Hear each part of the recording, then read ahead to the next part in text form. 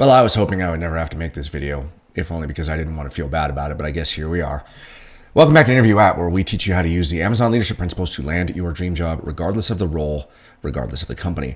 In my office hour videos, what I typically tend to talk about are things that come up during the feedback sessions to help you better understand how you can perform better in your job interviews, questions I get, things of that nature. But in this specific question, or office hours, what I really want to be talking about is, well, regret.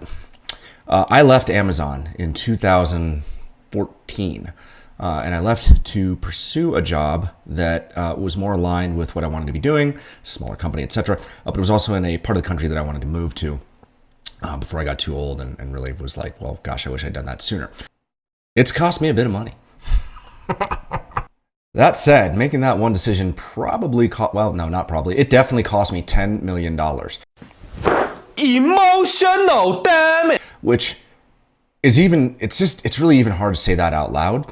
But at the time that I left, the number of shares that I was leaving on the table times the stock price at some point in December when it, actually it crossed the point in November. But anyways, in December, it was still there last time I checked. I can't bring myself to look anymore. It was over $10 million.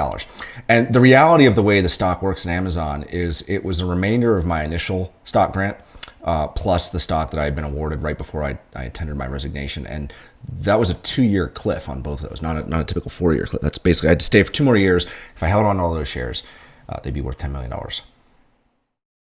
So I bet many of you are thinking, wow, what a moron. He's pretty stupid. And I'm going to tell you, no, not really. I mean, to be clear, it sucks to say that out loud. And I'm sure without context, it seems like a really bad decision. But let's talk about why we change jobs and how we make decisions and how to be okay with those decisions regardless of the outcome, hindsight being 2020.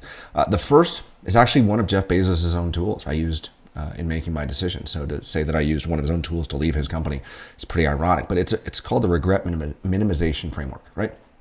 When you think about big decisions that you have to make in your life, you want to consider, how am I going to feel about this in 10 years? And how am I going to feel about the alternative paths? Just think about all the different paths and which one will minimize the amount of regret that I have. And for me, at the time, I saw what the future of working at Amazon looked like. I saw what it was going to require from me, what it was going to do to my family, how much time I was going to be able to spend with my kids. I wasn't willing to make that trade. I really wasn't. And quite frankly, I saw what was happening to Seattle in terms of growth and all the companies coming in there. And Seattle as a city is just not made for that many people. And they can't really expand because it's the way that the topology of the area. And so I knew that I had to leave. I knew that I had to get out. And I really wanted to move to Boulder, Colorado. I tried once in 2006. 2007, something like that. Didn't make it work. And I just didn't want to get to 50 and be like, wow, I wish I moved to Colorado. So for me, changing jobs, going to a smaller company, getting a bit more responsibility, moving to a place where I wanted to live, where my kids would have access to great public schools, etc., and I'd be able to spend more time with my family, it hands down the better decision as far as regret, right? I didn't want to wake up one day and all my kids were over the age of 18 and I had no idea who they were. So regret minimization, that was one. Number 2, and I talked about this last week, which is, are you running to something or running away from something? And for me, I saw the opportunity at DataLogix, the company we ultimately sold to Oracle for $1.25 billion. I think I can talk about that publicly now, but they were on the path to going public, and it was a chief product officer type role. It had growth opportunity to get there. It was a great opportunity for me as the VP of product, and without question, I was running to that role. Worked with a bunch of smart people, new industry, learned a ton about machine learning, got to move to Colorado. So I was absolutely running to something as opposed to running away from something. Coupled to that is, talking about the next role, right? I talked about that last week as well, which is, that is how I considered prior to my going and just starting my own companies and not working for anyone anymore, is this decision I'm about to make about a role going to set me up correctly for my next job? It's not about the next job. It's always about the next job. And my next job was either some C-level role, chief product officer, chief operating officer, and president, whatever, of a company, right? Larger company. And staying at Amazon for another 3 to 5 years, regardless of the financial incentives, I didn't believe going to get me there, right? I was going to keep doing what I was doing.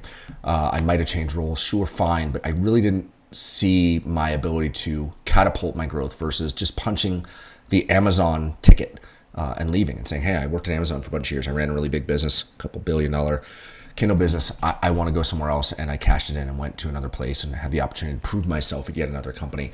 And so, from as far as like the next opportunity, leaving Amazon made the most sense.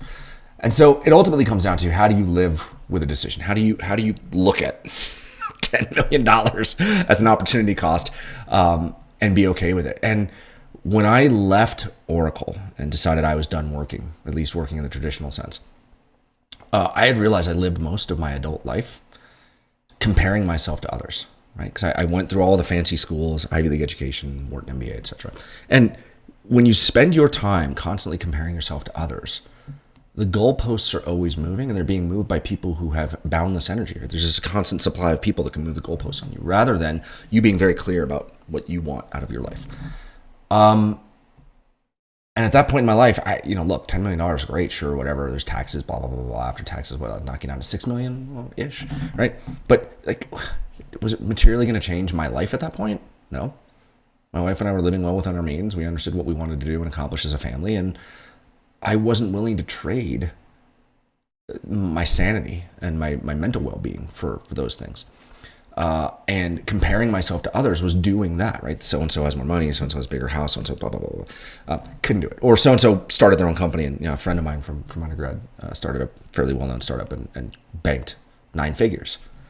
This was my lab partner in undergrad. And I, can feel very stupid saying, well, so-and-so did X and I didn't, I'm a loser. Or I could say, I'm doing fine. I'm doing more than fine. And these are the things that are important to me in my life, and et cetera. And so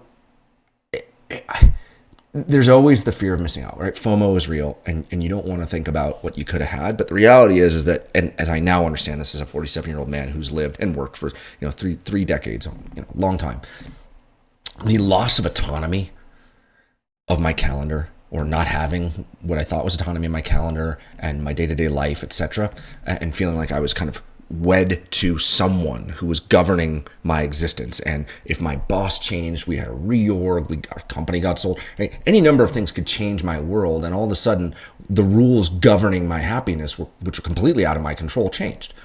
And now that I'm much older and more seasoned experience, and I've kind of got the benefit of life experience, and I can look back on it, man, I wish I knew that earlier in life. I really do. I really wish I understood the for me, how important autonomy over my how much time I was spending on my work and what I was doing, and kind of the governors of success in my life, rather than being beholden to some manager that I may or may not respect because I got put under this person that I didn't choose, because of a reorg that someone else that I also didn't choose decided was the right thing to do.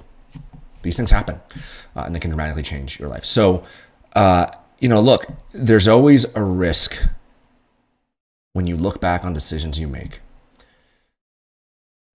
where you can say to yourself, wow, that was a dumb financial decision. If I'm being completely transparent, just investment decisions I've made since then, and property appreciation, and the run rate of my businesses, I've pretty much made all that money back post-tax.